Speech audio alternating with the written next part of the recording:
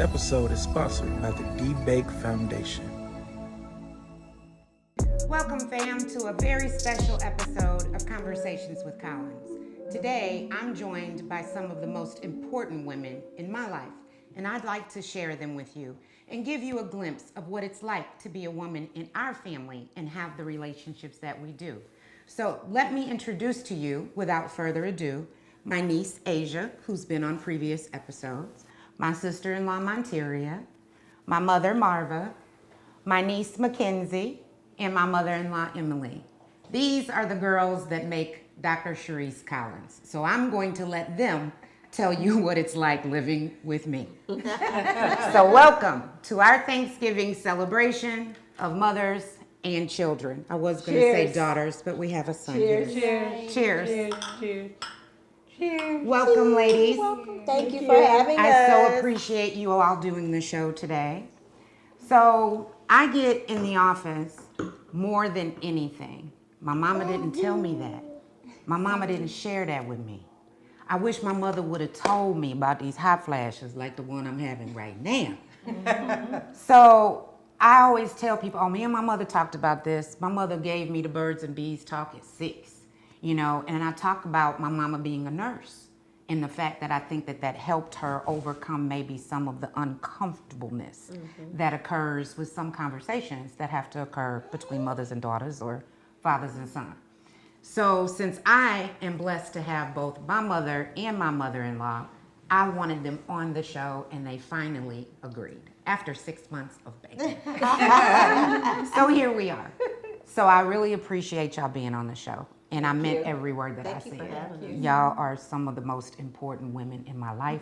I'm missing a couple. I'm missing Dee and Tatiana. We're missing Asia. We're missing your mother, Yolanda. So I want to say to those ladies, we do miss you, but we can kick you. And we might talk about you a little bit, just a tad. So let's get started. Anybody want to bring up a memory or just anything interesting about, this is about, if you can talk about anything, share what you want and keep what you don't want to share. But it's more, I think, for my patients and the people that know you all through me, to see where I get who I'm from, right? Why I am who I am. And for everybody out there, my mother-in-law and my sister-in-law, I don't even know why I say in-laws anymore. I don't, except for the show. But I have been in their lives and they have been in mine for over 36 years. Ooh. Actually, much longer than that, but 36. yeah, we just turned 36 and we just keep repeating it. She was that little teenage girl, remember? Yeah. So they do know me, and some of this may be a little bit embarrassing for me.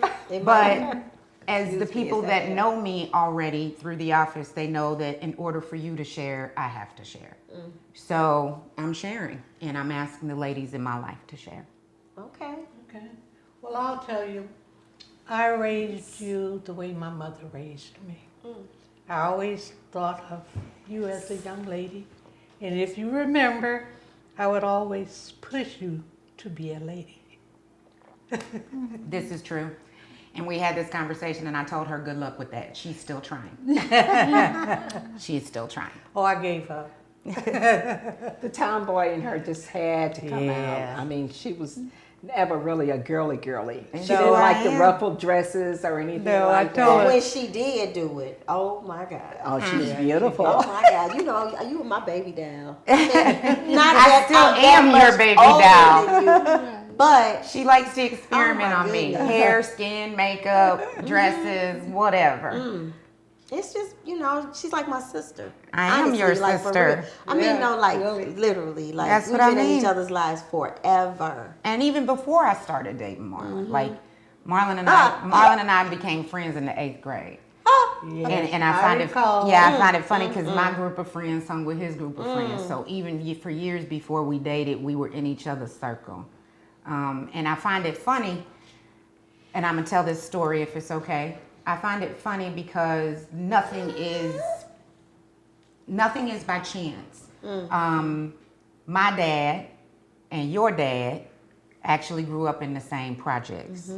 And my dad's younger brother was actually best friends with your dad. Her dad.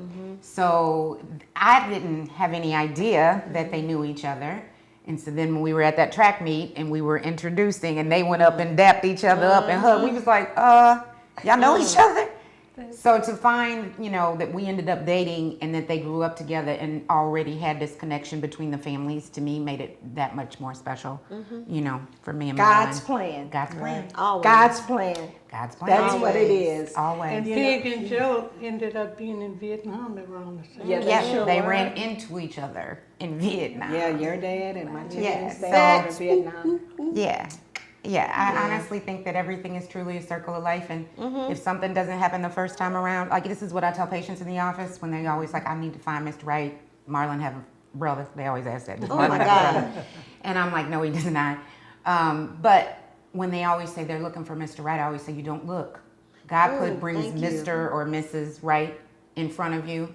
And if you don't recognize them as that the first time, Amen. time goes by and they bring them around again. Amen. Right. And I see it so many times where women will end up marrying their high school sweetheart after being married and having children with other people, getting divorced or becoming a widow, or people finding themselves, or they may not have dated before and all of a sudden they find themselves and they date. They like, but I knew him since grade school. I've known him since high school. Like nothing seems to be new. It always tends to come back around, whether you recognize it for what it is when it's happening or not. It's all a circle. And and to add to what you're saying, it's like we should not be looking for anyone. No. God already has that set up, but if you could just be patient and let him do that. And that's because our problem. Our story is similar too with my husband because we crossed paths before our path actually connected. And it's all God's plan, and we just have to be patient and just let him do what he's going to do. But as women, we always want what we want. We do. And we want it when we want it. When we And then we It's don't human nature understand where you something. want what you want. Something that I've learned from you all by sitting back and watching is like sometimes I'll see my patients step in it, if you know what I mean. And I'm like, you're just making this more difficult for yourself, but I can't overstep that boundary, even though I kind of think I know where this is going. Everybody has to live their life, and I give them medical decisions. And if they ask me, which they do quite frequently, for my personal opinion, because they all think we friends. Well, because you have that demeanor They about are yourself. special to me. Yeah. There is not one patient that I have that's not special to me in her own way, but they all think they're the only special patient, and they're all special to me. Right. And I always tell them, you're the most important woman in my life right now, Right now. until I leave your room. Then the next woman becomes the most important woman. But so sometimes it's hard for me to just be medical, especially when I've been in some people's lives for more than 20 years.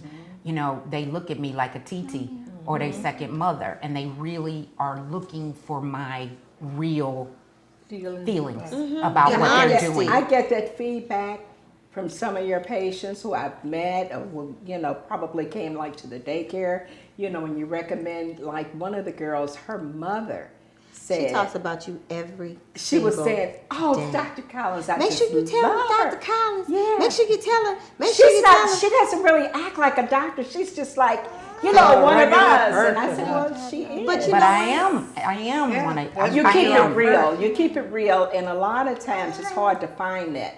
You know how they say sometimes with bedside manner, which is a cliche, but it's how you actually present yourself and how people gravitate to you because they know. It's And they natural. don't teach that. That's the problem, is that I'm just a natural talker. My mama used to get called all the time in elementary school. I'm just a natural talker, right? But I also, I think, am an empath. You know what I mean? Like I absorb your energy. I take that negative and let you leave with a positive. So I can't, I am objective and I take my job as their doctor very seriously. But when they like, girl, you my therapist and my psychiatrist and my TT, they always ask in the office, do you want my Dr. Collins answer or do you want my Sharice answer? And the answer is always, I want both, but I really want your Sharice answer. Keeping it real, babe. But it helps though Keep it because with women and everything that we go through in life, we need honesty, especially with the decisions that we make and what you're about to do to our bodies. For example, remember, you were my doctor. You still are, you know, whenever I go see you. But I got an ablation, and I was, do we talk about that? You don't have to share. You can share. You don't I have to. was so nervous. But when I tell you, you were the most amazing. It was like she wasn't my sister. She was just like, I was just outdone. Like, who is she? I mean, no, seriously, that's why it's so hard. Well, I have to turn that off. In that moment, you're not family. Yeah. You're a patient that I'm evaluating for this. But you would never know that because the way you handled everything you did, you talked to me, I understood everything you said, you explained to me, you were very caring from the beginning to the end, in the middle, the whole 9. And I left there like, wow, God, you knew you did a thing with her because we spoke about it. Remember when we were younger, we would walk and you would always say, one day I want to be a doctor, blah, blah, blah, blah, blah. I'm like, okay, great. I think you should do it. You got this. And then one day, Mama, she said to me, I just want to deliver babies. I'll just be a midwifery. And I'm like, what? Are you kidding me? I said, you done lost your mind. No, you not. You're going to be an OBGYN because that was what God put you on this earth to be, and you have to do Yeah, it. and if I'm being honest, I think like every woman is impatient and want what she wants. And I wanted to start my family, and I wanted to be stable.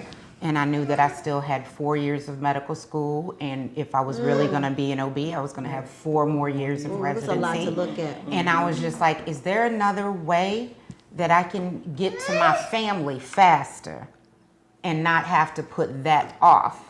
And Would you have changed anything? Marlon made sure I didn't change that. Okay. Marlon was like, no, you said you were going to be a doctor and you're going to be a doctor. And whatever that means, that's what that means. Whatever we have to go through, that's what that means. So it was Marlon that said, no shortcuts. And then again, the second time, when I was in medical school and I was done with basic sciences. So the way medical school works out there for people who are unaware, you usually do 2 years of basic sciences in an auditorium with other students. They may be physicians, assistant students, nurse practitioner students, but they're all in medicine. And we start basic sciences together, and usually you do it for 2 years, and then you go to clinicals for 2 years, and you have to pass all of that to become an MD.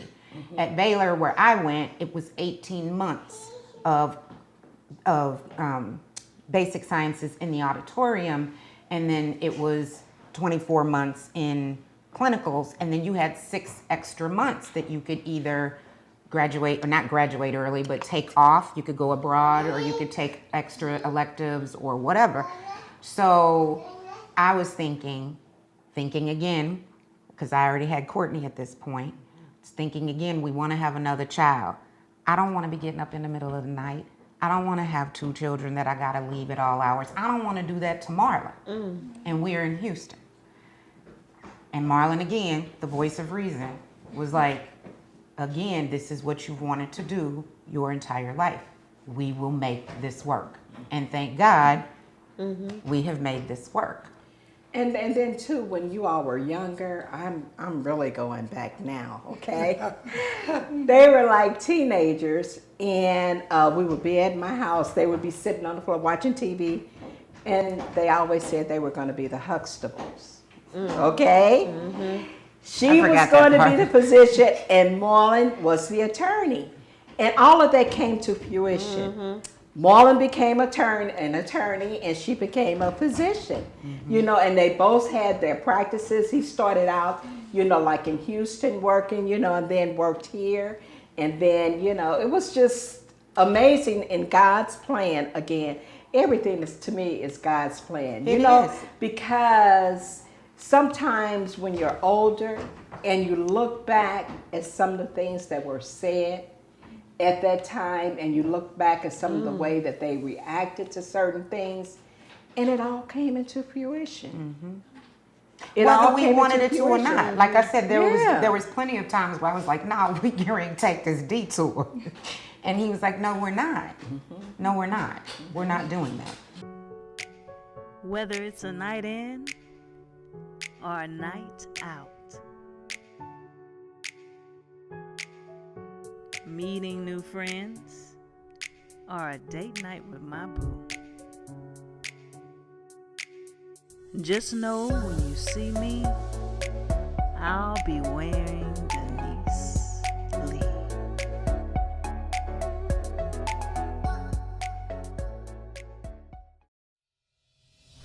Tired of struggling to find your way? Feeling like nothing is working? That ends now with the D-Bake Foundation.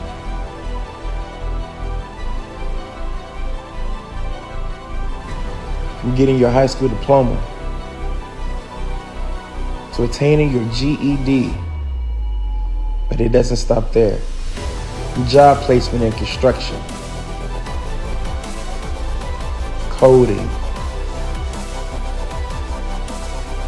financial literacy, and business skills. We are here so you don't have to do it alone. Join us today at the D-Bake Foundation.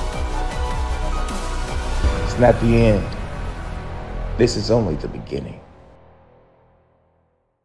But I try to fill these roles, and y'all help me fill these roles. And I don't think y'all realize how y'all are with me, how I carry you with me every day, and how these people think they know y'all already. Because That's like why that lady's so familiar with us. I'm like, girl, you know. well, but I mean, people can't wait to meet Marlon. They come in and they're like, how are your sons? And in their minds, my sons are still 9 and 4. You know, and I'm like, they're 28 and soon to be 23. They're like, what? And I'm like, that's how long you've been coming to see me. Wow. So, so they feel like they know my family, even though they haven't met my family.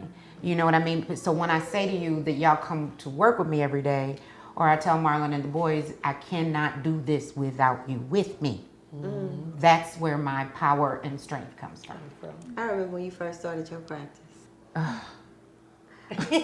remember it was just like, oh my God. You know what? I'm not gonna even lie. I even to this day, I brag about you because you are a woman who knew what she wanted to be and did it. Everybody can say what they want, but never just set out and do it.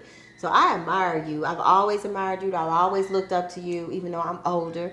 But I just love your strength. And I always tell people, my sister-in-law, Dr. Cherise Collins, I know you know her. You know, she's the best black female doctor in St. Louis, Missouri. I'm just No saying. pressure. No, but it's true. But it's true. It really is. It really is. And I don't say that because you're my sister. I say that because people will think that you got to this point in your life just because. No, you were placed on this earth to do exactly what you're doing. And I know that even at this time, and you've been doing it so long, it can feel the same way. But remember this, God picked you special for this. And when he's ready for you to be done with it, he'll let you know. Okay? Yes. Because he chose you. He did. And you took And the he guides me baton every and day. you went on and you did exactly what he told you to do. I have these moments in the office, and y'all know this, and they make me cry. Like, I come home and I tell everybody about these moments because I'll be in the middle of a conversation and I'll get something to tell the patient. Right. And my hair stands up and I get goosebumps. And it just comes out. And then they come back and they go, you remember when you said to me? And half the time I don't remember because I'm in the moment. Right. And I'm saying what's coming to me to be told to them At that in the moment. And when they come the next time, it may have meant everything to them. And it's not that I forget. It's I try to give you what you need in that moment. Right. And then I move on to the next woman's moment. You're a vessel. And that's how I feel. And I think that's how people feel when they're with me, which is why I said earlier, I think I'm a little bit of an empath. But sometimes it even scares me, where I start crying because I feel it so strong in my soul and I got to get it out. Right. And what does that say about you as a person? He uses me. Right. You're an impact. Yeah, but I'm cool with that. I'm cool with that. And you're not so stoic where you're not ashamed to show your You're not feelings. touchable. You're not. I'm very touchable. Reachable and You know, Dr. hands Cherise, on. she just hugs me and gives me a hug and blah. Yeah, but that's just the way that she is. And so, and everyone is not like that. It's hard. But I have women who never get sometimes. touched. I have women who live alone with animals and their animals are dying during COVID, and they're by themselves, and they can't wait for me to walk in the room they already stand and wait. Yeah. So for me, that hug means everything. Right. So does that It make you feel means some type everything. of way about how? Do you feel like that one day when you decide that this is it? When God decides, Yeah. yeah. Are you going to feel like, what are they going to do? I already feel that way. Okay, so I got something to tell you because we talked about that. That's why I'm bringing it up. Okay. He says, "Don't worry, I got it." I already know. He told me He to. said, "I got it." He said, "I He got told it." me to. There's That- somebody yeah. he's grooming right now. There's several that he's grooming. And I mean, 'Cause and the Sharice- bottom line is if something, like when I broke my hip, I was Wow. there and then I was gone. Yeah. Right? And it made me realize that there is always Mm-hmm. someone. They might not be me. They may not do it the way I would do it. But there's going to be someone. Oh, yeah. You know, Who has a but passion and a love for what that's they do. what I'm afraid of. I take ownership and responsibility for every single one of these thousands of women that I take care of.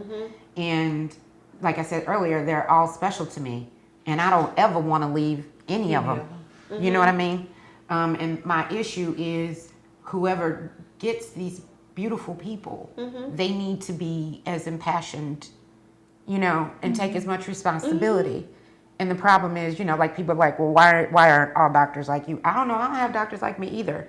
I have one. I have one. And I love her dearly. But that's a rarity, and it shouldn't be. It shouldn't be. We're just people that are doctors. It is That's a true. rarity. You know what I'm saying? We're just people that are doctors. But it's funny because quality, loving people who are doing what God put them on this earth to do, it's a lot of people out there who don't realize that that's what they're supposed to, and they just don't do it. And I say that because, just flipping the script a little bit, as a child care, in the child care industry, right, people always say, well, do you have any referrals since you don't have any openings? And I'm like, No, that's the No. problem. That's You the know, problem. and if There I is no did, other. You feel I like there is would. no other you. Exactly. Right. So what I tell them is this. I say, listen, there may be an opening one day, but until then, I will look for you. And I pray. I do, because I pray about many things, but I also pray that because you're not going to always be there for everyone, just like me and my daughter, right? My whole life, having her, I always was so fearful that if I take my last breath, what's going to happen? Right. You know what he told me? I got her too. Yeah. So that's what I'm telling you. Don't worry about what you can't change. Just know that he got it. Yeah. And Just I like do. he got it. I do. But I also got know it. I'm tired, girls.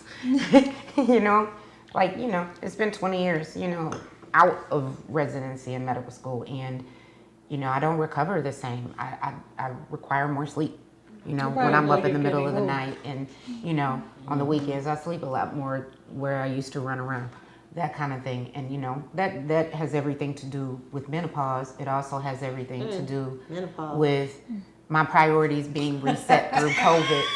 You know, And Speaking of menopause. and you know what else? And you know I love you dearly. But you know what else it has to do with it? You're getting older, sweetie. I just said menopause. You're getting I mean, well, did you have to say, menopause. oh, It always like goes with menopause? age. was- I know. Menopause But wait, you know what, It's not y'all? equivalent. Speaking of Some menopause, women get I'm menopause in denial. earlier. Well, and You know, then like some women, women some have I don't know why surgery you in and they denial. Wait, let me go tell you. that fit, you know? I was just telling Sharice, I'm in denial about menopause. Let me tell you why. Tut, tut. And I rebuke you right now, Satan. In my name, Jesus, you have no power. The words come out of my mouth. In Jesus' name, I pray. Okay. I have been blessed. This woman, I believe now, is it true that what your mother go through, you go through? Usually, because I became her at 40. Okay, so listen. I get warm a little bit, but I've never had sweats. I never did all of that. She I'm gonna saying I rub got it the hormonal thing, right? I could be you know what, and I could be very tearful sometimes, and you know. But as far as the physicality of it, But are you going to be able to give it up? It's kind of like these athletes who retire and come back.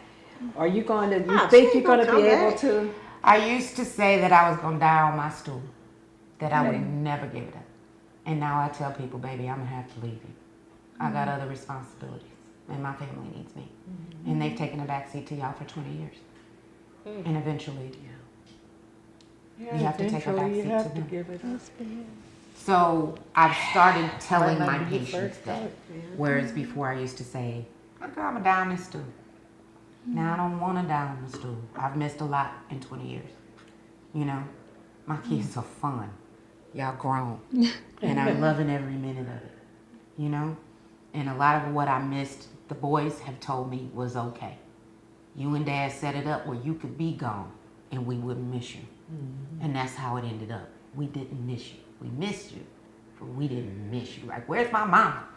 It wasn't like that. When I was there, I was there. When I wasn't, it was still okay.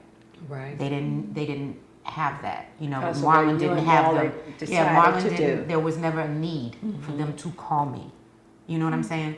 So for me, I had a lot of guilt over these 20 years of what I've missed in their lives, and that hit me when I took Courtney to college. I looked at everything differently because he was walking away, and I had all of these flashes of things I missed. Girl. And it was just like, what have I done? I've missed 17 years of my child's life. What have I done? For what?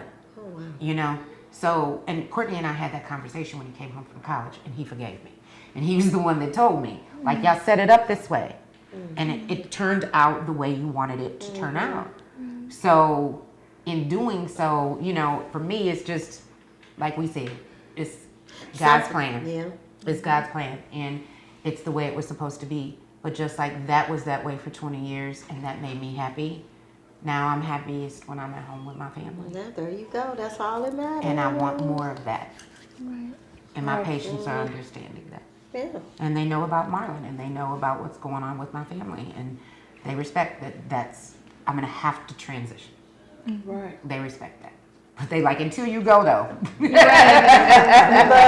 me hurry up and push this up baby out. I need you to deliver 2 more babies. I need you to see my 16-year-old. My mama's coming. You know, like those kinds of things. And I take it very seriously. It's very humbling. But it's very hard to shuffle those things. And I want everybody to feel special. But most importantly, my family needs to be special too. Y'all made me who I am. Y'all make it where I can go out here and I can take care of these people. So, I thank you. I thank you all for this conversation. I hope that everyone out there who has watched or has listened has learned, because I learn something from these beautiful women every single time that I'm with them. And I hope you learn something from me every time that you're with me. Join me next time for Conversations with Collins. Don't forget to listen everywhere you listen to your favorite podcasts. And if you want to watch, please join us on Patreon. Otherwise, I'll see you next time. Conversations with Collins. Don't forget, I really did go to the 24th grade. Thank you.